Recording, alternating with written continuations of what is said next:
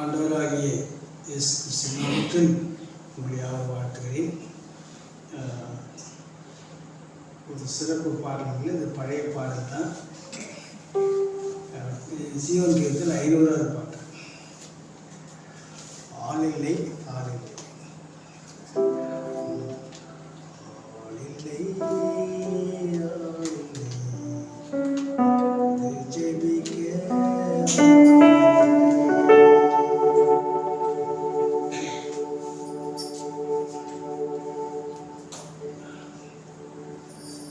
சீவன் கீதத்தில் 500வது பாட்டு.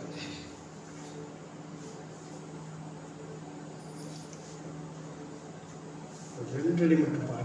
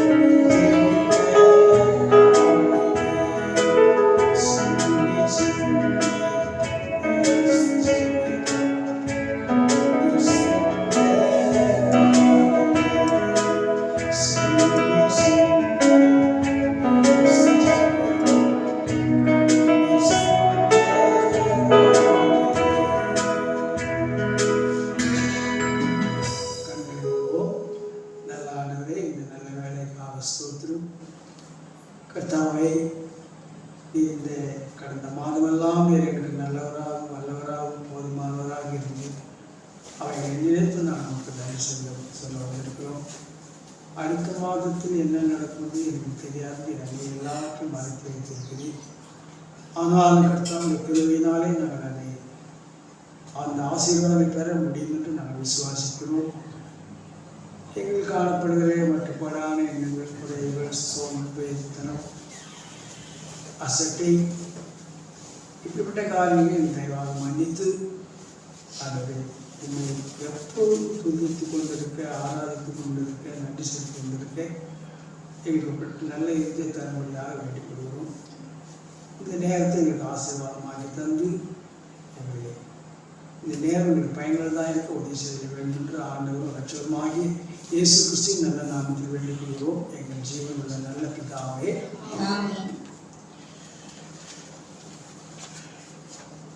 இந்த நாளிலே உங்களோடு செய்தியை பகிர்ந்து கொள்ள வேண்டும் என்று மிகுந்த ஆயத்தத்தோடு வந்திருக்கிறேன். இங்கே வந்து பார்த்தா ஆள் இல்லை, போதுமான ஆட்கள் இல்லை. அதுக்காக இந்த பாட்டு பாருங்க.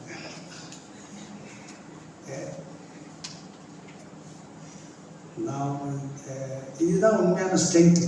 ஒரு சபைக்கு ஜபத்துக்கு எவ்வளோ பேர் கூடுறாங்களோ அதுதான் அந்த சபை ஸ்ட்ரென்த். அப்போது ஜப வாஞ்சை நமக்கு ரொம்ப அவசியம் தேவை. தனி ஜபம் அவசியம், குடும்ப ஜபம் ரொம்ப அவசியம், அப்புறம் சபை ஜபம் அதை விட அவசியம். இதனால மிகுந்த ஆசீர்வாதங்கள் உண்டு. இந்த நாள் செய்திக்காக சில அநேக குறிப்புகளை எடுத்தேன். அப்புறம் எனக்கு சரியாக படலை. அப்புறம் மெட்ராஸுக்கு நண்பருக்கு ஃபோன் பண்ணி அவர் செல்லில் அனுப்பிச்சு அதை அந்த குறிப்புகளை திருப்பி நான் அதை உங்களோடு பகிர்ந்து கொள்ளலாம்னு விரும்புகிறேன். அவிசுவாசத்தின் 7 பாவங்கள். தலைப்பு வந்து அவிசுவாசத்தின் 7 பாவங்கள். பிராக்கெட்டில் வேணால் நீங்கள் இஸ்ரவேல்னு போட்டுருக்கலாம், அது ரொம்ப நல்லது. எபிரேயர் 3ஆம் அதிகாரம் வசனம் 9-12 வரை 6ஆம் வசனம். எபிரேயர் அதிகாரம் 3 9-12 வசனம். அங்கே உங்கள் பிதாக்கள் என்னை சோதித்து என்னை பரீட்சை பார்த்து 40 வருஷ காலம் என் கிரியைகளை கண்டார்கள். ஆதலால் நான் அந்த சந்ததியை அரோஷித்து அவர்கள் எப்பொழுதும் வழுவி போகிற இருதயமுள்ள ஜனம் என்றும் என்னுடைய வழிகளை அறியாதவர்கள் என்றும் சொல்லி என்னுடைய இளைப்பாறுதலில் அவர்கள் பிரவேசிப்பதில்லை என்று என்னுடைய கோபத்திலே ஆணையிட்டேன் என்றார். சகோதரரே, ஜீவனுள்ள தேவனை விட்டு விலகுவதற்கு ஏதுவான அவிசுவாசமுள்ள பொல்லாத இருதயம் உங்களில் ஒருவனுக்குள்ளும் இராதபடிக்கு நீங்கள் எச்சரிக்கையாயிருங்கள். அதே அதிகாரம் 16-19. கேட்டவர்களில் கோபமூட்டினவர்கள் யார்? மோசேயினால் எகிப்தில் இருந்து புறப்பட்ட யாவரும் அப்படி செய்தார்கள் அல்லவா? மேலும் அவர் 40 வருஷமாய் யாரை ஆரோசித்தார்? பாவம் செய்தவர்களை அல்லவா? அவர்களுடைய சவங்கள் வனாந்தரத்தில் விழுந்து போயிற்றே. பின்னும் என்னுடைய இளைப்பாறுதலில் பிரவேசிப்பதில்லை என்று அவர் யாரை குறித்து ஆணையிட்டார்? கீழ்ப்படியாதவர்களை குறித்தல்லவா? ஆதலால் அவ்விசுவாசத்தினால் அவர்கள் அதில் பிரவேசிக்க கூடாமல் போனார்கள் என்று பார்க்கிறோம். அவிசுவாசத்தினால் பிரவேசிக்க கூடாமல் போனோம். 1 கொரிந்தியர் 10-11 வசனம். 1 கொரிந்தியர் 10ஆம் அதிகாரம் 11 வசனம். இவைகளை எல்லாம் திருஷ்டாந்தங்களாக அவர்களுக்கு சம்பவித்தது.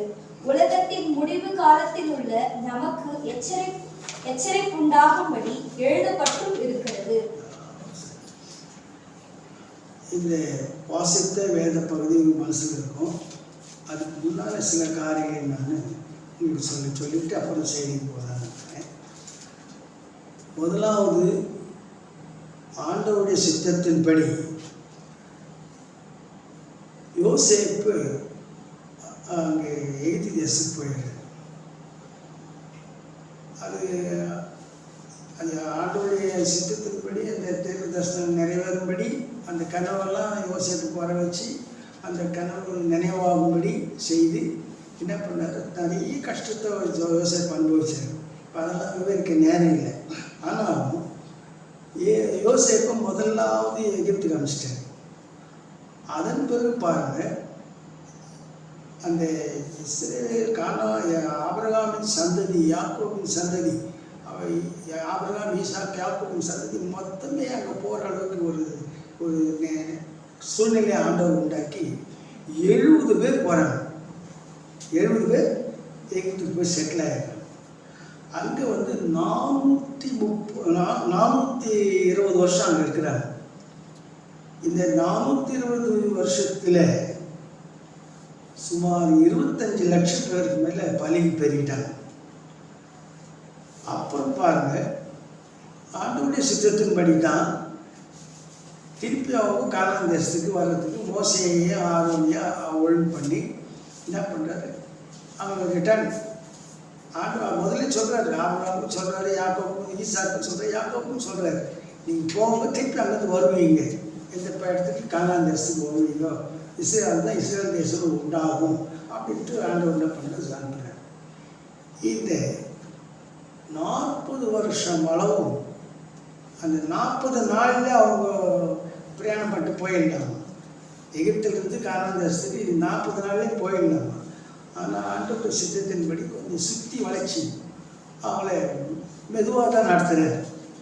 ஏன்னா ஆடு மாடு நிறைஞ்சி போச்சு, அது எல்லாத்தையும் கொண்டு போகிறதுக்கு டைம் ஆகுது. அவருக்கு பொறுமையாக தான் ஆண்டவர் வழி நடத்துகிறாரு. இந்த 440 வருஷத்தில் என் கணக்குப்படி முதல்ல நான் கிட்டத்தட்ட 25 லட்சம் பேருக்கு மேலே ஆகிட்டாங்க, ஜனம் பெருகிட்டாங்க. இந்த 40 வருஷம் வந்தாங்க பாருங்க. இது 40 வருஷம் கணக்கு போட்டாக்கா இன்னொரு 10 லட்சம் பேர் பெருகி இருக்கணும். கிட்டத்தட்ட 35 லட்சம் பேருக்கு மேலே பிரயாணப்பட்டு வராங்க. ஆனால் அப்படி பிரயாணப்பட்டு வரும்போது அவங்களுக்கு காணப்பட்ட குறைகள் யாராலும்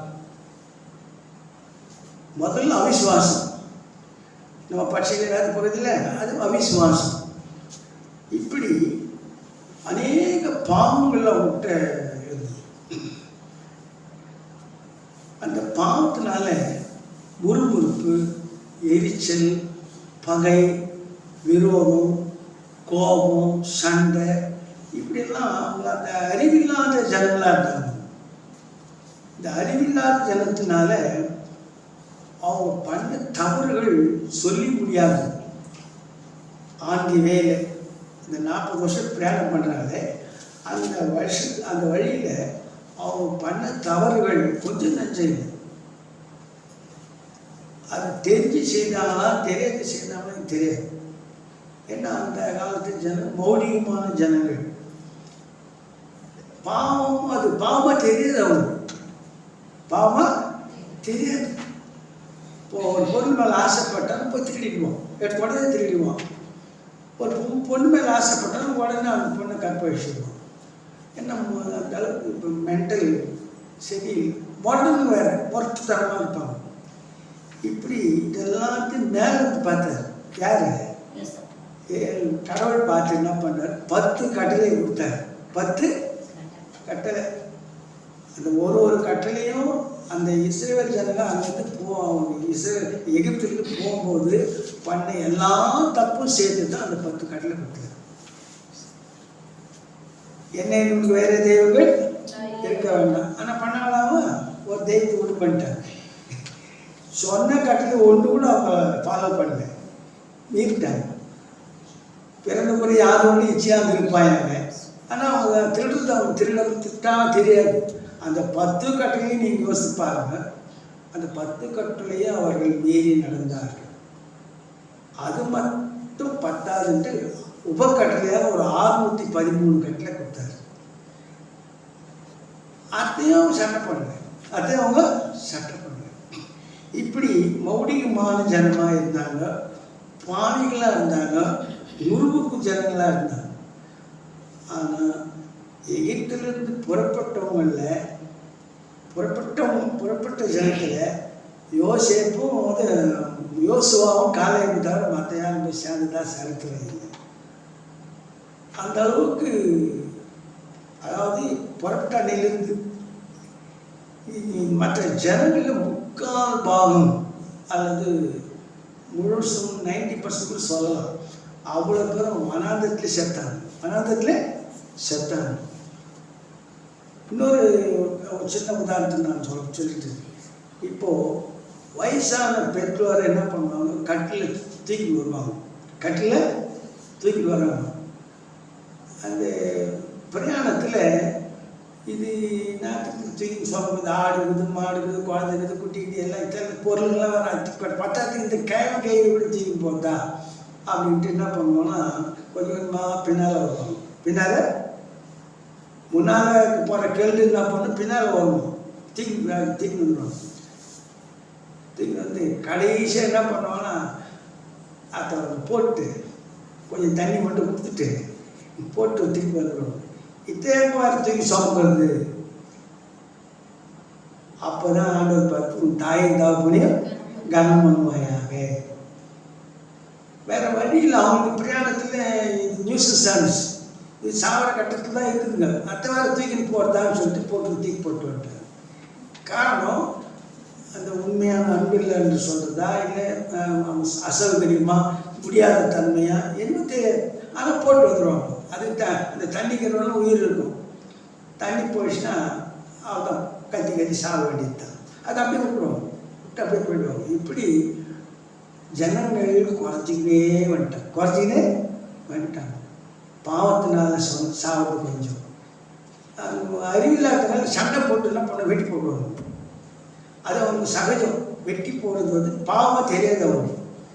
இப்படி ஜனம் குறைஞ்சிக்கினே வருது. இப்படி அவங்க செய்த காரியங்களெல்லாம் அட்டூழியமாக தான் இருக்கும், அநியாயமாக தான் இருக்கும். ஆனால் தெரிஞ்சு செய்தாலும் தெரியாமல் செய்தாலும் அது தெரியாது. அது ஆண்டோட சித்தப்படி யார் இப்போ அந்த காணாமல் தேசத்துக்குள்ள போகணும் அவங்க தான் அமைச்சார். ஆக்சுவலாக ரெண்டாவது வந்து அவங்களுக்கு முறுப்புறுப்பு ஜாஸ்தி. முதல் முறுப்புறுப்பு எங்கே வந்துச்சுன்னா, எங்களுக்கு சாப்பாடு இல்லை, எகிப்தில் கொண்டாந்தாலும் காய போச்சு முறுமுறு. உடனே ஆண்டவர் என்ன பண்ணுறாரு, மன்னாவை கொடுக்குறாரு. அருமையான தேனிட்ட பணியாக மாதிரி அதில் கூட அவங்க ஒரு திருப்தி இல்லை. டக்கு என்ன பண்ணுறாங்க, எங்களுக்கு கறி இல்லை, நான் கறி சாப்பிடணும். சரி, அதுக்கும் என்ன பண்ணுறாரு, ஆண்டவர் காடையை கொடுத்தாரு. அப்புறம் தண்ணி கசப்பாக இருந்துச்சு, எனக்கு நல்ல தண்ணி போகணும். சரி, அதுக்கும் ஆண்டவர் தண்ணி கொடுத்தாரு. அப்புறம் இவர்கள் வந்து இந்த 40 ஆண்டும் முறுமுறுக்கிறதுலே டைம் செலவாகி போச்சு. அவங்க செருப்பு தேயிலை, சட்டை கிழியில, இதிலெல்லாம் அவங்களுக்கு சாட்டிஸ்ஃபேக்ஷன் இல்லை. 40 வருஷம் ஒரு சில செருப்புலேயே வந்துட்டாங்க, 40 வருஷம் போட்டு ட்ரெஸ்லேயே வந்துட்டாங்க. அப்படி ஒரு அநேக நன்மைகள் ஆண்டவர் கொடுத்தா கூட பகலில் அந்த இரவில் வெளிச்சா கொடுத்தாரு. மேகஸ்தம்பம் அக்னி ஸ்தம்பாவில் நடத்துச்சு. இந்த மேகஸ்தம்பம் வந்து ஏசி மாதிரி அமைக்கும். அந்த வெயில் உஷ்ணம் அவங்க மேலே படாதபடி பாலைவனத்தில் ரொம்ப சூடாக இருக்கும். அதனால் ஆண்டவர் என்ன பண்ணார், மேகஸ்தம்பத்தை அமைச்சு ஏசியில் வர மாதிரி அவங்க அனுப்பிச்சார். ஆனாலும் அதில் அவங்களுக்கு திருப்தி இல்லை. நன்றி இல்லாத ஜனம் கூட இப்படி. அது மட்டும் இல்லை, அவிசுவாசம் ஜாஸ்தி. நாங்கள் அங்கே இருந்தாவே நல்லா இருந்திருக்கோம், இங்கே வந்து எங்களை நாங்கள் கஷ்டப்படணும், அப்படி ஒரு நன்றி இல்லாத அவிசுவாசம். ஆகவே இத்தனை காரியங்களையும் ஆண்டவர் மேலேருந்து பார்த்து தான் அந்த 10 கட்டளை கொடுத்தாரு. அப்புறம் அந்த உபக்கட்டளையை 613 கட்டளை கொடுத்தாரு. ஆனாலும் இந்த ஜனங்கள் அவிசுவாசத்தில் தான் பெருகிறாங்களே தவிர வேற இல்லை. அந்த முதல் அடையாளம் அவங்ககிட்ட காணப்பட்டது அவிசுவாசம். அதை தான் நம்ம எதிரே படிச்சோம். 1 Corinthians 10:11 வாசிக்கும். 1 Corinthians 10:11. இவைகளை எல்லாம் திருஷ்டாந்தங்களாக அவர்களுக்கு சம்பவித்தது. உலகத்தின் முடிவு காலத்தில் உள்ள நமக்கு எச்சரிப்பு உண்டாகும்படி எழுதப்பட்டும் இருக்கிறது. இவைகளெல்லாம் திருஷ்டாந்தங்களாக அவர்களுக்கு சம்பவித்தது. அப்புறம் உலகத்தின் முடிவு காலத்தில் உள்ள உலகத்தின் முடிவு காலம் நமக்கு நமக்கு எச்சரிப்பு உண்டாகும்படி எழுதப்பட்டும் இருக்கிறது. நமக்கு எச்சரிப்பு உண்டாகும்படி இது எழுதப்பட்டு, இது நம்ம have it in our mind. இதெல்லாம் திஷ்டாந்தமாகுது கண் முன்னால. அவங்க தான் இஸ்ரவேலர் தான் வழிகாட்டிங்க. அவன் பண்ண அக்கிரமம் அநியாயம் எல்லாம் தான் அதுக்கு அநியாயம். அது நன்றி இல்லாதவங்க, அப்புறம் சுபாவ அன்பு இல்லாதவங்க, இப்படி ஏகப்பட்ட குறை அவங்க சொல்லலாம். ஆனால் இங்கே வசனம் நமக்கு என்ன சொல்றது? மறுபடியும் அந்த 1:10-11 மாசம் அவர்களில் சிலர் முறுமுறுத்து சங்காரக்காரனாலே அழிக்கப்பட்டார்கள். அதுபோல நீங்களும் முறுமுறுக்காதிருங்கள். இவைகளெல்லாம் திருஷ்டாந்தங்களாக அவர்களுக்கு சம்பவித்தது. உலகத்தின் முடிவு காலத்தில் உள்ள நமக்கு எச்சரிப்பு உண்டாகும்படி எழுதப்பட்டிருக்கிறது. உயிர் இந்த வசனத்தை நீங்க நல்லா ஒரு முறைக்கு பல முறை படிச்சு பாருங்க. படிச்சுட்டு இது நமக்காக எழுதப்பட்டது தான். அது பழைய பாட்டு காலம் வேற. இப்போ நமக்காக என்ன பண்றாரு? அது அப்படியே திருஷ்டாந்தங்களாக, நிழல் நிஜம், இது நிஜம், நம்ம வாசிச்சது நிஜம் ஆச்சா. அடுத்தது அவங்ககிட்ட இன்னொரு குறை இருந்தது. அது என்னன்னா மற்றவங்கள ப்ளேம் பண்ணுறது. யாத்திராகம் 13ஆம் அதிகாரம் 21-22 வாசகம். யாத்திராகம் 13ஆம் அதிகாரம் வசனம் 21-22. அவர்கள் இரவும் பகலும் வழி நடக்க கூடும்படிக்கு கர்த்தர் பகலில் அவர்களை வழிநடத்த மேக ஸ்தம்பத்திலும், இரவில் அவர்களுக்கு வெளிச்சம் காட்ட அக்கினி ஸ்தம்பத்திலும் அவர்களுக்கு முன் சென்றார். பகலிலே மேக ஸ்தம்பமும் இரவிலே அக்கினி ஸ்தம்பமும் ஜனங்களிடத்திலிருந்து விலகி போகவில்லை. அதாவது திருப்தியிலே அது அதே யாத்திராகமும் 2ஆம் அதிகாரம் 23-24 வாசி. 2ஆம் அதிகாரம் 23-24. சில காலம் சென்ற பின் எகிப்தின் ராஜா மரித்தான். இஸ்ரவேல் புத்திரர் அடிமைதனத்தினால் தவித்து முறையிட்டு கொண்டிருந்தார்கள். அவர்கள் அடிமைதனத்திலிருந்து முறையிடும் சத்தம் தேவ சந்நிதியில் எட்டினது. தேவன் அவர்கள் பெருமூச்சை கேட்டு தாம் ஆபிரகாமோடும் ஈசாக்கோடும் யாக்கோபோடும் செய்த உடன்படிக்கையை நினைவு கூர்ந்தார்.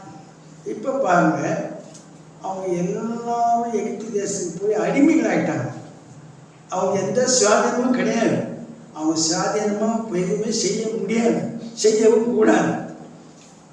இப்போ நம்ம சுதந்திரம் வாங்கின நாட்டில் நம்ம ஏதோ ஒன்று பேச்சு சுதந்திரம், எழுத்து சுதந்திரம் எல்லாம் இருக்குது, நம்ம ஏதோ ஒன்றும் பண்ணலாம். ஆனால் அந்த அடிமையிலாக இருக்கிறவங்க அவங்க எதுவுமே சுவாதீனமாக செய்ய முடியாது. அப்போ தான் அவங்க கஷ்டப்படுறாங்க, அடிக்கிறாங்க. அவங்க அந்த வேதனைப்பட்டு அவன் பெருமூச்சுக்கிட்டு அப்போ தான் கடவுளே கத்துறாங்க. அந்த கடைசி மறுவாசி வந்த 24. தேவன் அவர்கள் பெருமூச்சை கேட்டு நாம் ஆபிரகாமோடும் ஈசாக்கோடும் யாக்கோபோடும் செய்த உடன்படிக்கையை நினைவு கூர்ந்தார். கடவுளே நினைவு கூர்ந்தார். ஆனால் இவங்க நினைக்கல. ஆனால் முறைக்கிட்டே தான் இருந்தாங்க. ஐயோ, இந்த மாதிரி அடிக்கிறானுங்களே, இந்த மாதிரி ஒதுக்கிறானுங்களே, எங்களை கொள்றானுங்களே அப்படின்ட்டு ஒரு முறை 14ஆம் அதிகாரம் 11ஆம் வசனம் 14 அன்றியும் அவர்கள் மோசேயை நோக்கி, எகிப்திலே பிரேத குழிகள் இல்லை என்ற வனாந்தரத்திலே சாகும்படிக்கு எங்களை கொண்டு வந்தீர். நீர் எங்களை எகிப்திலிருந்து புறப்பட பண்ணினதினால் எங்களுக்கு இப்படி செய்தது என்ன? பாருங்க, அந்த சமுத்திரத்துக்கிட்ட வந்துட்டாங்க. அப்படியும் போகாமல் இப்படியும் போக பின்னால எகிப்தில் வராங்க. அப்போதான் முறையிடுறாங்க, எகிப்தில் எங்களுக்கு சவக்கோயில் நான் இங்கே கொண்டாந்து எங்களை சாவடிக்கிறேன். மறுபடியும் வசந்த அன்றியும் அவர்கள் மோசேயை நோக்கி, எகிப்திலே பிரேத குழிகள் இல்லை என்றா வனாந்தரத்திலே சாகும்படிக்கு எங்களை கொண்டு வந்தீர். நீர் எங்களை எகிப்திலிருந்து புறப்பட பண்ணினதினால் எங்களுக்கு இப்படி செய்தது என்ன? பாருங்க, ஆண்டவர் சொன்னபடி மோசே அவர் வழி நடத்திட்டு வர்றாரு. ஆனால் எதில் என்ன இருக்குது? சிவன் சமுத்திரம் இருக்குது. அதே சொல்லி பின்னால் எகிப்தியர் வராங்க, உங்களை கொல்றதுக்கு வராங்க. அப்போ தான் என்ன பண்ணுறாங்க? முறுமுறுக்கிறாங்க. எகிப்தில் பிரேத குழியிலலாம் எங்கே போனால் நீங்கள் சாவடிக்கிற நீ அப்படின்ட்டு ஒரு அவிசுவாசத்தோடு கடவுள் அது எத்தனை அற்புதங்களை செஞ்சாங்க கூப்பிட்டு வந்தார். எத்தனை அற்புதம் பண்ணாருங்க எகிப்தில்? எத்தனை வாதை கொண்டாந்தாரு? 10 வாதையெல்லாம் காட்டி இதெல்லாம் பார்த்தவங்க தான் இவங்க. ஆனாலும் அந்த அவநம்பிக்கையினால எகிப்தில் சவக்கொல்லியெல்லாம் கொண்டாந்து இந்த வனாந்தத்தில் சாவடிக்கிறேன்னு முறுமுறுக்கிறாங்க. அந்த ரோமரில் 8:28 சகலமும் நன்மைக்கு ஏதுவாக இருக்குதுன்னு அவங்களுக்கு தெரியும். ரோமர் 8:28 வாசிங்க. ரோமர் 8:28. அன்றியும் அவருடைய தீர்மானத்தின்படி அழைக்கப்பட்டவர்களாய் தேவனிடத்தில் அன்பு கூறுகிறவர்களுக்கு சகலமும் நன்மைக்கு ஏதுவாக நடக்கிறது என்று அறிந்திருக்கிறோம். அந்த ஆண்டவர் அவங்களை அற்புதமாக வழி நடத்திட்டு வர்றாரு. அது எல்லாம் பார்த்தாலும் தான் இயற்கைக்கு மாறாக நடந்தது எல்லாமே. அதை அவங்களால அதை ரெக்டிஃபை பண்ண முடியல. அப்படி இருந்து அத்தனை அதிசயங்களையும் அற்புதங்களையும் பார்த்து கூட அவர் மேலே முழு நம்பிக்கை வைக்கல. அவிசுவாசம் தான். அந்த ஆண்டவர் எது சகலமும் நன்மைக்கு ஏதாவது தான் செய்யும். சகலமும் நன்மைக்கு ஏதோ அதை அப்படிப்பட்ட ஒரு திருப்தி கடவுள் மேலே வரல. இப்போ அடுத்தது அவங்களுடைய எதிர்பார்ப்பு, ரொம்ப எதிர்பார்ப்பு. ஆனால் அது நடக்கலை. யாத்திராகம் 15:20-27 வாசம். யாத்திராகம் 15:20-27. ஆரோனின் சகோதரியாகிய மரியாம் என்னும் தீர்க்கதரிசியானவளும் தன் கையிலே தம்புரை எடுத்துக்கொண்டாள். சகல ஸ்திரீகளும் தம்புர்களோடும் நடனத்தோடும் அவளுக்கு பின்னே புறப்பட்டு போனார்கள். மிரியாம் அவர்களுக்கு பிரதிவசனமாக, கர்த்தரை பாடுங்கள், அவர் மகிமையாய் வெற்றி சிறந்தார், குதிரையையும் குதிரை வீரனையும் கடலிலே தள்ளினார் என்று பாடினார். பின்பு மோசே இஸ்ரவேல் ஜனங்களை சிவந்த சமுத்திரத்திலிருந்து பிரயாணப்படுத்தினார். அவர்கள் சூர் வனாந்தரத்துக்கு புறப்பட்டு போய் 3 நாள் வனாந்தரத்தில் தண்ணீர் கிடையாமல் நடந்தார்கள். அவர்கள் மாராவிலே வந்தபோது மாராவின் தண்ணீர் கசப்பாய் இருந்ததினால் அதை குடிக்க அவர்களுக்கு கூடாதிருந்தது. அதனால் அவ்விடத்திற்கு மாரா என்று பெயரிடப்பட்டது. அப்பொழுது ஜனங்கள் மோசேக்கு விரோதமாய் முறுமுறுத்து எண்ணத்தை குடிப்போம் என்றார்கள். மோசே கர்த்தரை நோக்கி கூப்பிட்டான். அப்பொழுது கர்த்தர் மோசேக்கு ஒரு மரத்தை காண்பித்தார். அதை அவன் தண்ணீரில் போட்டவுடனே அது மதுரமான தண்ணீராயிற்று. அவர் அங்கே அவர்களுக்கு ஒரு நியமத்தையும் ஒரு நியாயத்தையும் கட்டளையிட்டு அங்கே அவர்களை சோதித்து, நீ உன் தேவனாகிய கர்த்தரின் சத்தத்தை கவனமாய் கேட்டு அவர் பார்வைக்கு செம்மையானவைகளை செய்து அவர் கட்டளைகளுக்கு செவி கொடுத்து அவருடைய நியமங்கள் யாவையும் கைக்கொண்டால் நான் எகிப்தியருக்கு வரப்பண்ணின வியாதிகளில் ஒன்றையும் உனக்கு வரப்பண்ணேன். நானே உன் பரிகாரியாகிய கர்த்தர் என்றார். இப்படி அநேக காரியங்களில் தண்ணி கசப்பாயிடுச்சு. அந்த இடத்துல அதுக்கு என்ன செய்யணும்? அதுக்கு மனம் முறுமுறுத்தாங்க. ஆனால் அதை ரெக்டிஃபை பண்ணிட்டார். கடவுள் மோசே ஜெபம் பண்ணால மதுரமான தண்ணீர் மாற்றினார். ஆனால் இவங்களுக்குள்ள ஒரு முறுமுறுப்பு. சங்கீதம் 37:4-5 வாசிக்கலாம். சங்கீதம் 37:4-5. கர்த்தரிடத்தில் மனமகிழ்ச்சியாயிரு, அவர் உன் இருதயத்தின் வேண்டுதல்களை உனக்கு அருள் செய்வார். உன் வழியை கர்த்தருக்கு ஒப்புவித்து அவர் மேல் நம்பிக்கையாயிரு, அவரே காரியத்தை வாய்க்க பண்ணுவார். இப்படிப்பட்ட விசுவாசம் அவங்களுக்கு இல்லை. மறுபடியும் வாசந்த கர்த்தரிடத்தில் மனமகிழ்ச்சியாயிரு, கர்த்தரிடத்தில் மனமகிழ்ச்சியாயிரு, அவர் உன் இருதயத்தின் வேண்டுதல்களை உனக்கு அருள் செய்வார். உன் வழியை கர்த்தருக்கு ஒப்புவித்து, உன் வழியை கர்த்தருக்கு ஒப்புவித்து அவர் மேல் நம்பிக்கையாயிரு, அவர் மேல் நம்பிக்கையாயிரு, அவரே காரியத்தை வாய்க்க பண்ணுவார். அவரே காரியத்தை வாய்க்க. ஒரு சின்ன காரியத்தை கூட அவர் மேல் நம்பிக்கை வைக்காம முன்பொருக்கு தான் அவனுடைய நேச்சர் இருக்குது. அப்போ சில நேரங்களில் நமக்கு கொடுக்குற ஆலோசனை ஜெபிக்கணும். அந்த ஜெபத்துக்கு பலன் கிடைச்சாலும் உண்டு, கிடைக்கலதாலும் உண்டு. லேட்டாகவும் கிடைக்கலாம். அதுக்கு என்ன வேணும்? அவசியம் நமக்கு பொறுமை வேணும். நல்லா கவனிங்க. நம்ம ப்ரேயர் பண்ணுறோம், அது அவங்களுக்கு அதை விட்டுடுங்க. அவங்க சுபாவப்படி அது அவங்க நடந்துக்கிறாங்க. நம்ம இப்போ வாசித்த இந்த சங்கீதத்தின் படி நாம் ஜெபிக்கலாம். ஜெபத்துக்கு சில நேரத்தில் உடனே பதில் கிடைக்கும், சில பதில் லேட்டாக கிடைக்கும், சில பதில் கிடைக்காம கூட போயிடும். அது ஆண்டவருடைய சித்தம். ஆனால் நம்ம பொறுமையோடு இருக்கணும். இது அவங்க இந்த எதிர்பார்ப்பு சரியானதாக இல்லை. அவங்க இஸ்ரவேலுடைய எதிர்பார்ப்பு சரியான திருப்தியே கிடையாது. அடுத்தது நாம் பார்க்கும்போது அதிருப்தி. யாத்திராகமம் 16:3-4 16:3-4. நாங்கள் இறைச்சி பாத்திரங்கள் அண்டையிலே உட்கார்ந்து அப்பத்தை திருப்தியாக சாப்பிட்ட எகிப்து தேசத்திலே கர்த்தரின் கையால் செத்து போனோமானால் தாவிலை. இந்த கூட்டம் முழுவதையும் பட்டினியினால் கொள்ளும்படி நீங்கள் எங்களை புறப்பட பண்ணி இந்த வனாந்தரத்திலே அழைத்து வந்தீர்களே என்று அவர்களிடத்தில் சொன்னார்கள். அப்பொழுது கர்த்தர் மோசேயை நோக்கி, நான் உங்களுக்கு வானத்திலிருந்து அப்பம் வருஷிக்க பண்ணுவேன். ஜனங்கள் போய் ஒவ்வொரு நாளுக்கு வேண்டியதை ஒவ்வொரு நாளிலும் சேர்த்து கொள்ள வேண்டும். அதனால் அவர்கள் என் நியாய பிரமாணத்தின்படி நடப்பார்களோ நடக்க மாட்டார்களோ என்று அவர்களை சோதிப்பேன். பாருங்க, இந்த வசனம் நீ நல்லா யோசனை பண்ணீங்கன்னா, கரியிலேருந்து கஷ்டப்படுறாங்க. ஆனால் ஆண்டவர் அவருக்கு அருமையான மன்னாவை கொடுத்தாரு, தேவதூர்கள் சாப்பிட்ற மன்னாவை கொடுத்தாரு. அது தேனிட்ட பணியாரம் போல் இருக்கும். மற்ற வசனத்தில் வாசிக்கணும். அதில் அவங்களுக்கு திருப்தி இல்லை, அதிருப்தி தான். இப்போ என்ன கேட்குறாங்கன்னா, கறி இல்லை எங்களுக்கு. அந்த பக்தர் இந்த குறிப்பு அமைச்சார். அவர் என்ன சொல்கிறாருன்னா, அவர் ஒரு பைபிள் ஸ்காலர். அவர் என்ன சொல்கிறாருன்னா, நிச்சயமாக இவங்க ஹோட்டல் கறி கடைக்கு போய் கறி வாங்கி கொடுக்கறதுக்காக அவங்க அலோவ் கிடையாது. எனக்கு இஸ்ரவேலுக்கு அடிமைகிறவங்க இவங்க போய் அந்த கறி கடைக்கு போய் கறி வாங்கி சுவாதீனமாக சாப்பிட்றதுக்கு நாட் அலௌடு.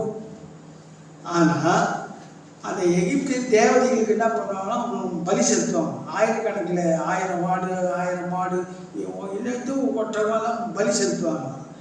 அவங்க துண்ணு போட்ட மீதி தான் இவங்க போய் தின்னுவாங்க, அடிமைகளாக இருக்கிறவங்க. அதில் திருப்தி ஆகிறாங்க இவங்க. நல்லா கவனிங்க. அவர் பக்தன் தேவதாசன் சொன்னது, பிலிப் சால்மன் சொன்னது நிச்சயமாக சொல்கிறாரு. அவங்க போய் கையில் காசு எடுத்து போய் கடையில் போய் கறி வாங்கி சாப்பிட்றதுக்கு அவங்களுக்கு அடிமைகளுக்கு அந்த கடையில் போகக்கூடாது அவங்க. ஆனால் அவங்க கறி எப்படி கிடைச்சதுன்னா, இவங்க எகிப்து தேவதைகளுக்கு பலி செலுத்துவாங்க. 100 ஆடு 200 ஆடு ஏராளமாக பலி செலுத்துவாங்க. அந்த அவருக்கு துண்ணு போட்ட மீதியை தான் இவங்க போய் உட்காந்து அந்த மறுபடியும் வாசிக்க, அந்த 16ஆம் அதிகாரம் 3-4 வாசிக்க. நாங்கள் இறைச்சி பாத்திரங்கள் அண்டையிலே உட்கார்ந்து அப்பத்தை திருப்தியாக சாப்பிட்ட எகிப்து தேசத்திலே கர்த்தரின் கையால் செத்து போனோமானால் தாவிலை. இந்த கூட்டம் முழுவதையும் பட்டினியினால் கொள்ளும்படி நீங்கள் எங்களை புறப்பட பண்ணி இந்த வனாந்தரத்திலே அழைத்து வந்தீர்களே என்று அவர்களிடத்தில் சொன்னார்கள். அப்பொழுது கர்த்தர் மோசேயை நோக்கி, நான் உங்களுக்கு வானத்திலிருந்து அப்பம் வருஷிக்க பண்ணுவேன். ஜனங்கள் போய் ஒவ்வொரு நாளுக்கு வேண்டியதை ஒவ்வொரு நாளிலும் சேர்த்து கொள்ள வேண்டும். அதனால் அவர்கள் என் நியாய பிரமாணத்தின்படி நடப்பார்களோ நடக்க மாட்டார்களோ என்று அவர்களை சோதிப்பேன். பாருங்க, அப்போ சோதனையில் அவங்க கடுப்பு செய்கிறார். அடுத்த சப்ஜெக்டில் பார்ப்போம்.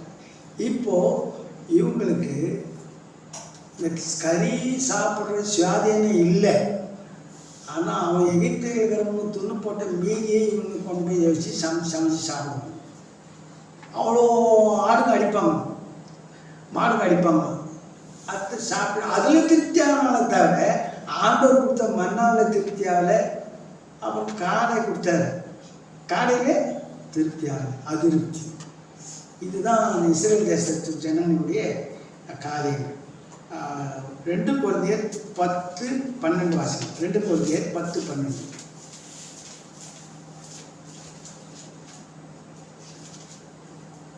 ஆகிலும் தங்களை தாங்களே மெச்சிக்கொள்ளுகிற சிலருக்கு நாங்கள் எங்களை சரியாக்கவும் ஒப்பிடவும் துணிய மாட்டோம். தங்களை அளந்து கொண்டு தங்களுக்கே தங்களை ஒப்பிட்டு கொள்ளுகிற அவர்கள் புத்திமான்கள் அல்ல. ஒரே வார்த்தை சொல்லிட்டார், அவங்க புத்திமான்கள் அல்ல. ஆனா நமக்கு நாம புத்திமான் நடந்து கொள்ளணும். அதான் நமக்கு ஆலோசனை கொடுக்குறாங்க. அவங்க புத்தி இல்லாத போட்டாங்க. ஆனா நாம என்ன பண்ணோம்? புத்திமான்களாய் நடந்து கொள்ள வேண்டும். அடுத்தது கீழ்ப்படியாமை, டிஸ்ஒபீடியன்ட். அதே 16ஆம் அதிகாரம் ஆச்சராகவும் 4-5 வாசிங்க.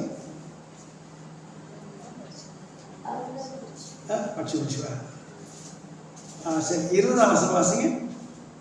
மோசேயின் சொல் கேளாமல் சிலர் அதில் விடியற்காலம் மட்டும் கொஞ்சம் மீதியாய் வைத்திருந்தார்கள். அது பூச்சி பிடித்து நாற்றம் எடுத்தது. அவர்கள் மேல் மோசே கோபம் கொண்டார். அவர் சொன்னார், ஆளுக்கு இத்தனை ஓமர் அளவு எடுங்க, இவ்வளோ அளவு எடுங்க, அதிகமாக எடுத்துக்காதீங்க அப்படின்னு சொன்னாலும் என்ன பண்ண? கீழ்ப்படி. எப்படி கீழ்ப்படி? மறுபடியும் வாசிக்கிற வசனத்தை. மோசேயின் சொல் கேளாமல் சிலர் அதில் விடியற் காலம் மட்டும் கொஞ்சம் மீதியாய் வைத்திருந்தார்கள். அப்புறம் அது பூச்சி பிடித்து நாற்றம் எடுத்தது. அவர்கள் மேல் மோசே கோபம் கொண்டார். மோசே கோபம் கொள்ற அளவுக்கு இவங்களுடைய காரியம். காரணம் அவங்ககிட்ட என்ன இல்லை? கீழ்ப்படுகிற சுபாவம் இல்லை. இதெல்லாம் பார்த்துட்டு ஆண்டவர் என்ன பண்றாரு? ஃபேமிலி பிளானிங் பண்ணிடுறாரு, குறைச்சிடுறாரு, அவன் சாவச்சிடுறாரு. 35 லட்சம் பேரை வயலே சாவச்சிடுறாரு. இதுக்கு கீழ்ப்படியாமை. ஆனால் நம்ம அதெல்லாம் பார்த்துட்டு என்ன பண்ண? நாம கீழ்ப்படி. நாம் அவங்கள மாதிரி இருக்கக்கூடாது, கீழ்ப்படிய வேண்டும். யோவான் 14:21 வாசிங்க.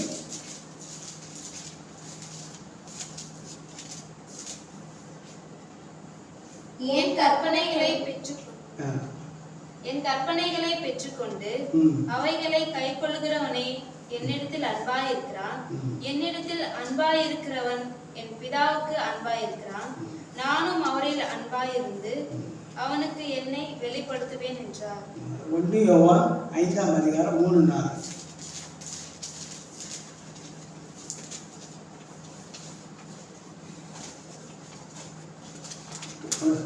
நாம் தேவனுடைய கற்பனைகளை கைக்கொள்ளுவதே அவரிடத்தில் அன்பு கூறுவதாம்.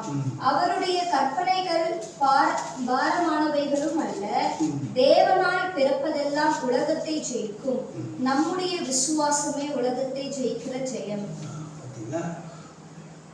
இந்த கீழ்ப்படியாமை அவங்களுக்கு இருந்தது, டிஸ்ஒபீடியன்ட். ஆனால் நமக்கிட்ட அது இருக்கக்கூடாது. நம்ம அவங்க கற்பனைக்கு கீழ்ப்படியலை, ஆனால் நாம் என்ன பண்ணணும்? கீழ்ப்படியணும். புதிய ஏற்பாடில் வர வசனமெல்லாம் நமக்கு எச்சரிப்பாக கொடுக்கும். நிழல் நிஜம், நமக்கு நிஜம். மறுபடியும் அந்த 1 யோவான் 5:3-4 வாசிக்கலாம். நாம் தேவனுடைய கற்பனைகளை கைக்கொள்ளுவதே அவரிடத்தில் அன்பு கூறுவதாம். அவருடைய கற்பனைகள் பாரமானவைகளும் அல்ல. தேவனால் பிறப்பதெல்லாம் உலகத்தை ஜெயிக்கும். நம்முடைய விசுவாசமே உலகத்தை ஜெயிக்கிற ஜெயம். இப்படி நம்ம விசுவாசத்திலேயும் நம்ம அவங்கள மாதிரி இருக்க அவங்கள போல அவிசுவாசி இருக்க வேண்டிய அவசியம். நாம் விசுவாசியாக இருக்க வேண்டும். அவ்வளோதான் பொருள். இப்போ அடுத்தது அவங்ககிட்ட சந்தேகம், டவுட். அதுக்கு ஒரு வசனம் இருக்குது, யாத்திராகம் 17:7. இஸ்ரவேல் புத்திரர் வாதாடினது நிமித்தமும் கர்த்தர் எங்கள் நடுவில் இருக்கிறாரா இல்லையா என்று அவர்கள் கர்த்தரை பரீட்சை பார்த்தது நிமித்தமும் அவன் அந்த ஸ்தலத்திற்கு மாசா என்றும் மேரிவா என்றும் பெயரிட்டான். இஸ்ரவேல் புத்திரர் வாதாடினது நிமித்தமும் கர்த்தர் எங்கள் நடுவில் இருக்கிறாரா இல்லையா என்று அவர்கள் கர்த்தரை பரீட்சை பார்த்தது நிமித்தமும் அவன் அந்த ஸ்தலத்திற்கு மாசா என்றும் மேரிபா என்றும் பெயரிட்டான். ஆண்டவரே பரிசை வைக்கிறாங்க, பரிசை சோதிக்கிறாங்க. அது கர்த்தர் இருக்கிறாரா இல்லையா அப்படின்னு ஒரு சந்தேகம் வந்துச்சு. பகலில் மேக ஸ்தம்பம் இருந்து, இரவில் அக்னி ஸ்தம்பம் இருந்து, இதெல்லாம் பார்க்குறாங்க. ஆனாலும் டவுட் வந்துச்சு. வேலைக்கு காசு செலவு பண்ணாமல் சாப்பிட்டுங்கிறாங்க. 40 வருஷமும் சாப்பிட்டுங்கிறாங்க. ஆனாலும் டவுட் வந்துச்சு. நல்லா தித்திப்பான தண்ணியை குடிக்கிறாங்க. ஆனாலும் டவுட் வந்துச்சு. சட்டை பழசாவில் செப்பு தேயில, ஆனாலும் டவுட் வந்துச்சு. நன்றி கெட்ட ஜனம், நன்றி கெட்ட ஜனம். ஆனால் நம்ம அந்த மாதிரி இருக்கக்கூடாது. இதுதான் நமக்கு சொல்கிற பாடம். மத்திய 28:20. மத்திய 28:20.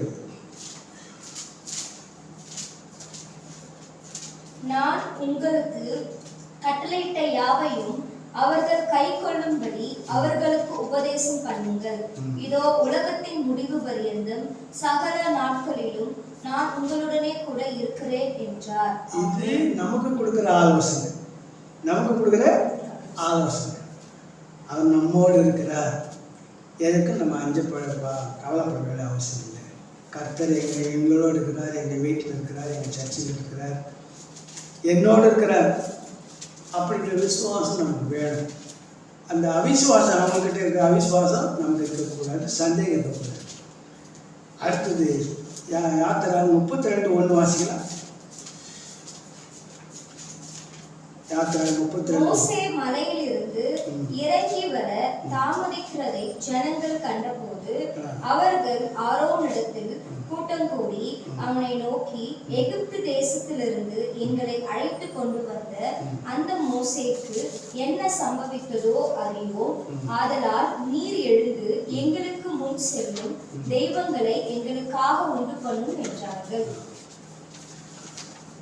எவ்வளோ காரியங்களை பார்த்தாங்க. ஆண்டவர் மோசைக்கிட்ட பேசுறது மேலே வாங்கினார்.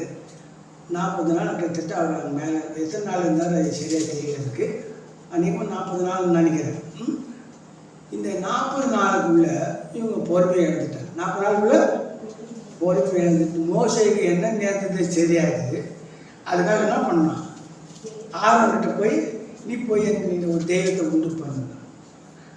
அப்போது அவங்ககிட்ட ஒரு நிதானம் இல்லை, பொறுமை இல்லை. 7வது, உண்மைக்கு மாற வேறொன்று சொல்லுவது. உண்மைக்கு மாற வேறொன்று சொல்லுவது. 32ஆம் அதிகாரம் 24ஆம் வசனம் வாசிக்கிறேன். அப்பொழுது நான் பொன்னுடைமை உடையவர்கள் எவர்களோ அவர்கள் அதை கழற்றி தர கடவர்கள் என்றேன். அவர்கள் அப்படியே செய்தார்கள். அதை அக்கினியிலே போட்டேன், அதிலிருந்து இந்த கன்றுக்குட்டி வந்தது என்றான். இது அப்பட்டமான பொய். யாரு? ஆரோனே சொல்றாரு. ஒரு விக்கிரகத்தை செய்யணும்னா அதுக்கு என்ன வேணும்? டை வேணும். அவர் என்ன பண்ணுறாரு, நீங்கள் எல்லார்ட்டையும் நகையை வாங்குறாரு, எக்ஸில் யாராருக்கு நகை கொண்டு வாங்குறாரு. அது அவர் என்ன பண்ணுறாரு, நான் அக்னியில் போட்டால் இந்த கண்ணுக்குட்டி வந்துச்சுன்னு. உண்மைக்கு மாறா அது ஆக்சுவலாக அந்த கன்றுக்குட்டியாக வரணும்னா என்ன பண்ண, அதுக்கு ஒரு டை இருக்கும். அதில் ஊற்றி அது என்ன பண்ணணும், அதுக்கு கண்ணுக்குட்டியாக மட்டும் வரணும். ஆனால் இங்கே என்ன பண்ண மறுபடியும் அந்த வாசனை 32:24. அப்பொழுது நான் பொன்னுடைமை உடையவர்கள் எவர்களோ அவர்கள் அதை கழற்றி தர கடவர்கள் என்றே. அவர்கள் அப்படியே செய்தார்கள். அதை அக்னியிலே போட்டேன், அதிலிருந்து இந்த கன்றுக்குட்டி வந்தது என்றான். அக்னியிலே போட்ட கன்றுக்குட்டி வந்து அது சரியான உண்மைக்கு மாறா. நாம் கூட எல்லா காரியங்களையும் நிதானித்து யோசித்து மற்றவங்க சொல்கிறத நம்பிடக்கூடாது. மற்றவங்க சொல்கிறத நம்பிடக்கூடாது. நம்ம யோசிக்கணும். 1 யோவான் 1:8 வாசி. 1 யோவான் 1:8. நமக்கு பாவம் இல்லை என்போமானால் நம்மை நாமே வஞ்சிக்கிறவர்களாய் இருப்போம், சத்தியம் நமக்குள் இராது. 1 Corinthians 9:24-27 வரும். நீங்கள் பெற்றுக்கொள்ளத்தக்கதாக ஓடுங்கள், பந்தயத்திற்கு போராடுகிற யாவரும் எல்லாவற்றிலையும் இச்சையடக்கமாய் இருப்பார்கள். அவர்கள் அழிவுள்ள கிரீடத்தை பெறும்படிக்கு அப்படி செய்கிறார்கள். நாமோ அழிவில்லாத கிரீடத்தை பெறும்படிக்கு அப்படி செய்கிறோம். ஆதலால் நான் நிச்சயம் இல்லாதவனாக ஓடேன், ஆகாயத்தை அடிக்கிறவனாக சிலம்பம் பண்ணேன். மற்றவர்களுக்கு பிரசங்கம் பண்ணுகிற நான் தானே ஆகாதவனாய் போகாத படிக்கு என் சரீரத்தை ஒடுக்கி கீழ்ப்படுத்துகிறேன். இது நீங்கள் மறுபடியும் நீங்கள் போய் வீட்டுக்கு போய் நல்லா படிச்சு பாருங்க. அங்கே நகையெல்லாம் போட்டேன், அக்னியில் போட்டேன், கழுவிட்டு வச்சுன்னு ஒரு. ஆனால் அது தப்பு. ஆனால் அதுக்கு ஒரு அந்த கண்டுபிடி செய்யறதுக்கு ஒரு அச்சு வேணும், ஒரு டை வேணும். அப்போ தான் அது வரும். அது ஒரு ஏதோ எப்படியோ அது இதுக்கு நமக்கு வேணாம், அந்த கதை, அந்த ஆராய்ச்சி நமக்கு வேணாம். ஆனால் கர்த்தர் நமக்கு என்ன ஆலோசனை கொடுக்குறாரோ அதை நாம் செய்யும். கர்த்தர் நமக்கு என்ன ஆலோசனை கொடுக்குறாரோ, வசனம் நமக்கு என்ன சொல்லுதோ அந்த வசனத்துப்படி நாம் நடக்கும்போது கர்த்தர் நம்மை வழிநடத்தும். இப்போ முடிவுக்கு வந்துட்டோம். முதலாவது அந்த இஸ்ரவேல் ஜனங்களுக்குள்ளே இருந்த முறுமுறுப்பு நம்மக்கிட்ட இருக்கக்கூடாது. முறுமுறுப்பு நம்மக்கிட்ட இருக்கக்கூடாது. ரெண்டாவது அவங்ககிட்ட இருந்த